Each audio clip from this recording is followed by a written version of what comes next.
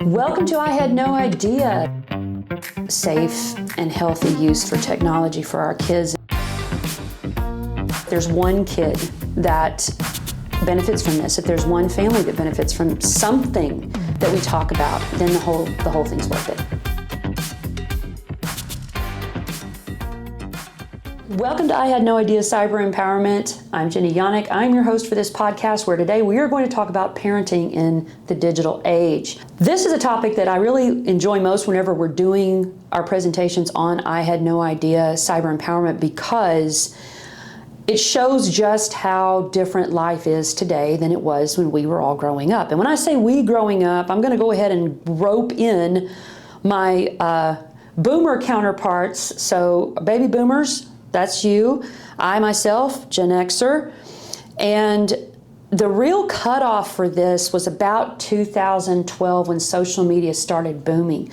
We were just getting used to cell phones. There were different types. There were the flip phones. There were the ones that you had to text by hitting a key 3 times to get one character. So sending a single text could take you, half an hour.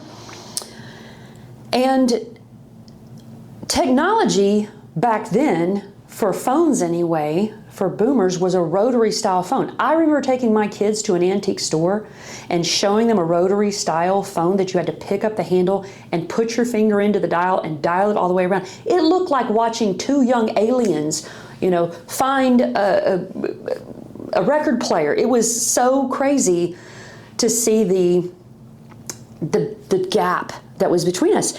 So it is important for us to know, as we're talking to and listening to youth with their technology, that we don't have a frame of reference for this. We really don't. Now, they don't know what it's like to ride in the back of pickup trucks and drink from water hoses, so we have, more barriers there. But with the generations of difference, the trust factor is the biggest thing. Boomers and Xers are not as trusting in our technology. Some of us are just getting into, or maybe we have certain things we trust, but a lot of other things we don't. I will say, especially in terms of our bank accounts, I don't want to be hacked. I don't want to click on something. I don't want to download something that's going to wipe me out. It's going to, mess with my personal assets. A kid, on the other hand, is so used to clicking and downloading and hooking up to or getting a password that they share with somebody. They don't care because they're that trusting of their technology.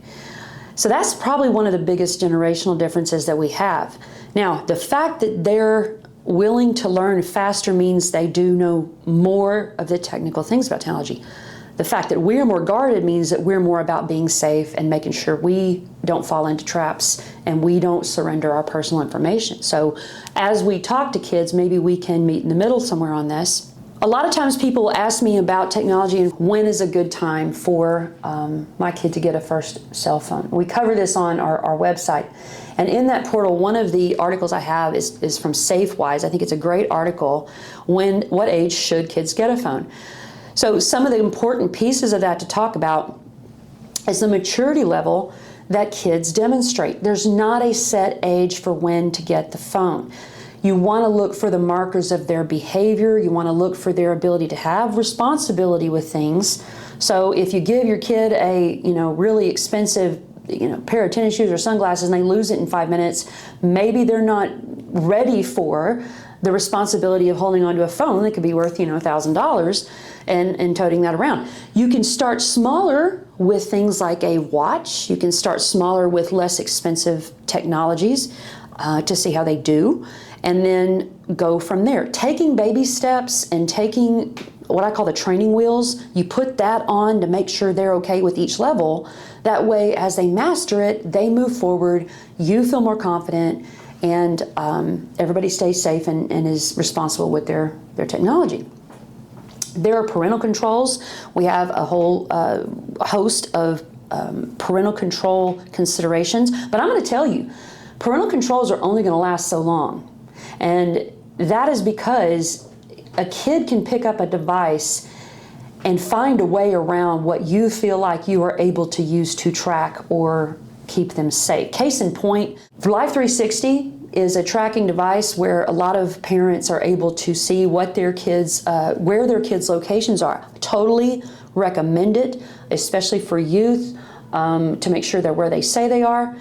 But guys, a kid can go in on Google Gemini or ChatGPT and type in how to disable Life 360 without your parents knowing, and they will get instructions for how to do so, okay?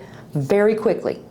So the actual methods of control or the actual technology pieces are not as important as the lessons you teach them about why they need to be safe, about what they need to be doing to keep from bad things happening as much as possible, so that that trust is between you and your kid. That's really where you want that conversation to go. So if they're getting a first phone, you're talking about responsibility. If you're giving them freedom to be away from you with a device, you're talking about what happens if someone comes up to them, interacts with them, or they're given an opportunity to engage in something harmful, what they need to be doing. We have tons of evidence of times when people will set up scenarios and say, oh, you know, we're going to offer your kid this, that, or the other. We're going to interact with them, and we're going to text them and ask them to send us an image. And the parent will say, my kid won't do that. And prayerfully they don't. But away from us, there are ways they are offered things that don't look like what we vision in our minds. So I really want, with the answer to when should my kid get a first cell phone, it needs to be according to what you believe they're capable of handling, and how much homework you've done, how much homework they've done. Make them go through some cybersecurity and NetSmart's videos. Make them go through a few things to see what happens if someone asks for the image or the video and they send it and that goes all over the place in a bad way. The Gabb phone is a good option, or a phone like that, because it's limited and it has restrictions that they would have a very hard time, even with a buddy in school, saying, hey, you know what, you can get around this by doing. If the device is set up where it absolutely cannot do more than what it's intended to, which is not have internet access, only have access to contacts that you approve as a parent, that helps hold the safety gate, so to speak. That's kind of like the baby gate of technology, for them to catch up for using it in a responsible way. Okay, so I jumped the gun, of course, and scared to death about Life 360, but the truth is by the age of 12, especially with networking in schools, kids talk to enough kids that they can get around a lot of safeguards, not because they're trying to be bad kids. I want you to understand that. Don't call your kid a bad kid or anybody else. But they're being kids. They're exploring and pressing and pushing on some boundaries like that. The Gabb phone, the watch, there's watches that kids can have that they can communicate on. Those are great training wheels, baby devices to test the waters for technology when kids are really young. Another thing that I want to say, and this is about first cell phones and management of that, a lot of times we take technology away from kids as a punishment whenever they do something bad or wrong, okay?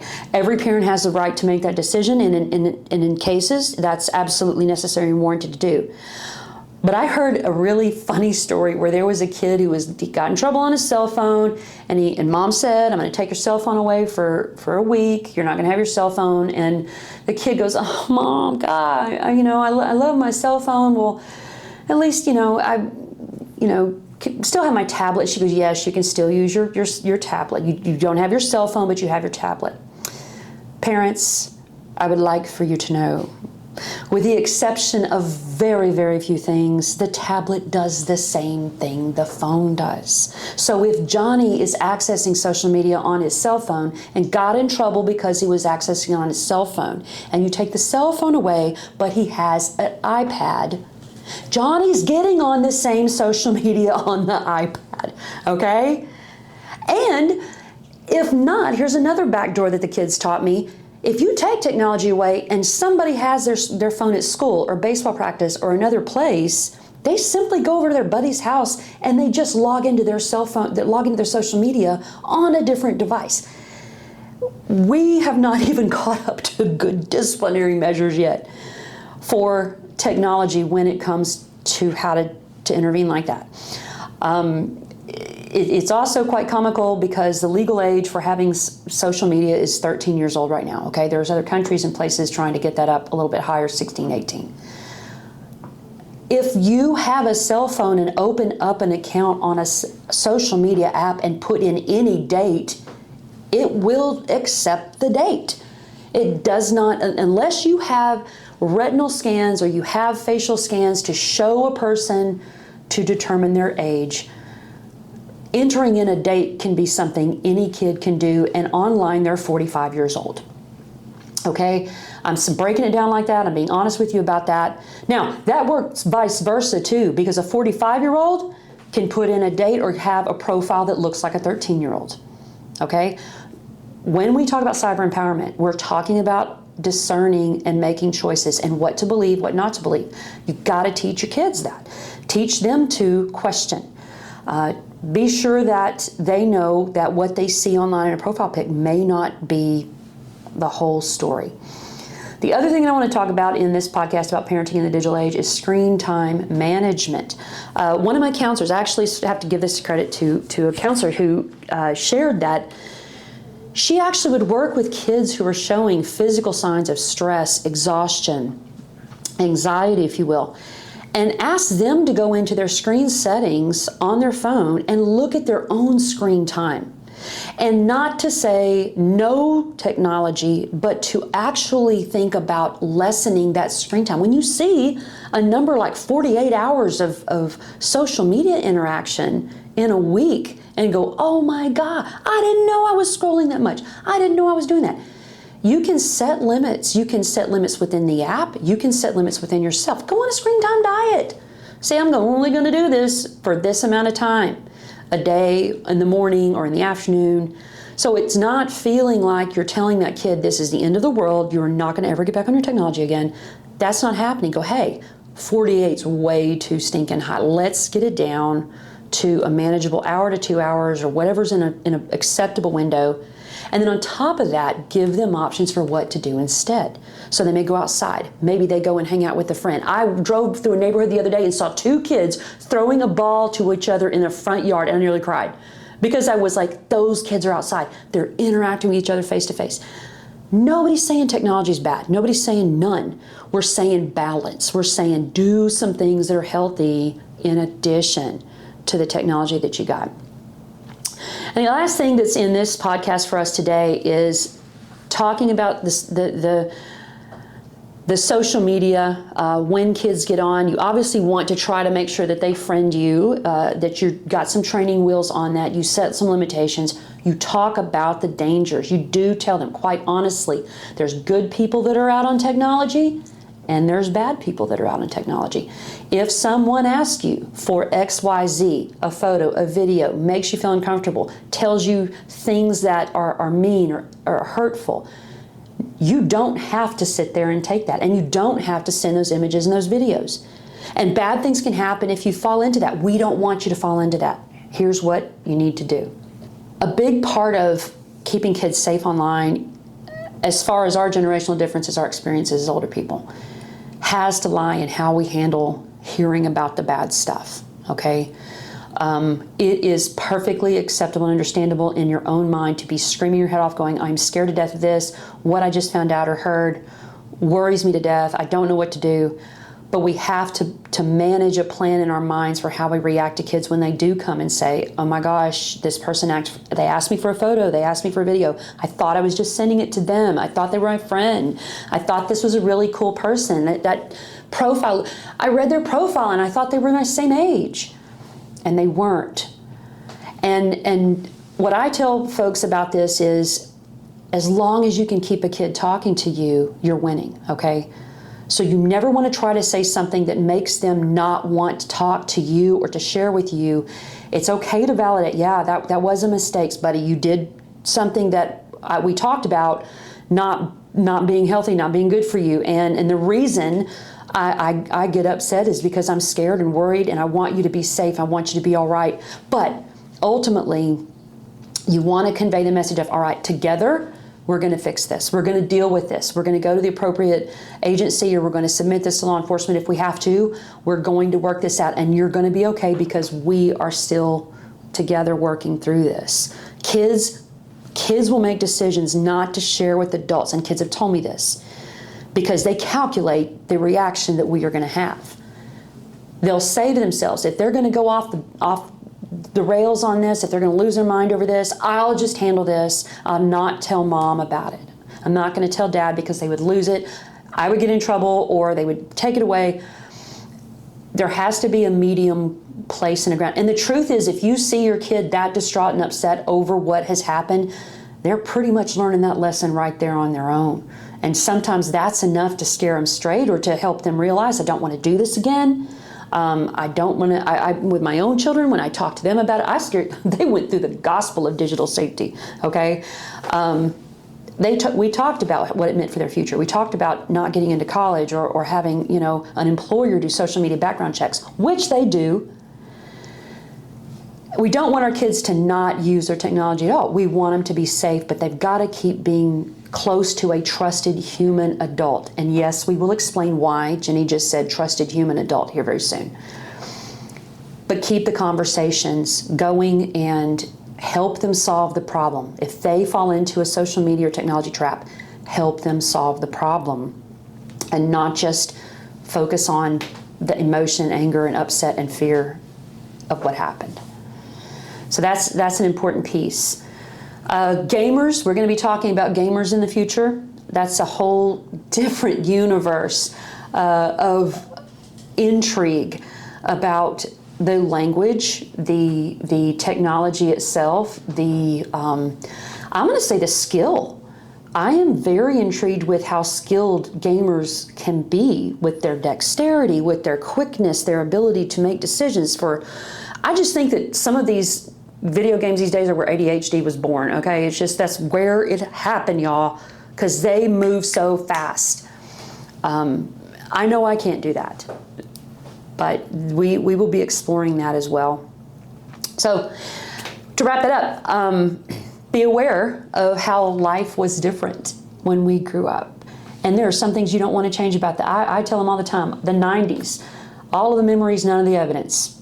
It was great. I got to be a kid. I was a dumb kid.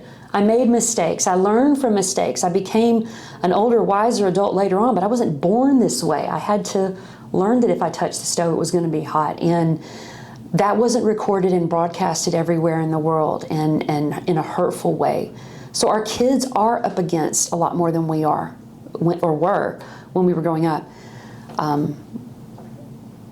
Be sure that if you are contemplating a first cell phone or what devices you have, know that your kid is not just getting information and listening to only you. They're learning from their friends and learning from outside resources and technology way more than they are anyone, way more than a classroom.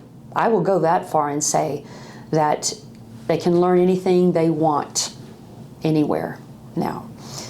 And then be cognizant of social media with your kiddo and make sure they know the good and the bad. And then we're going to talk about legal ramifications for social media and cyberbullying in our next episode. So thanks for joining us. Be sure you go to www.ihadnoideace.com and follow us on Facebook and Instagram.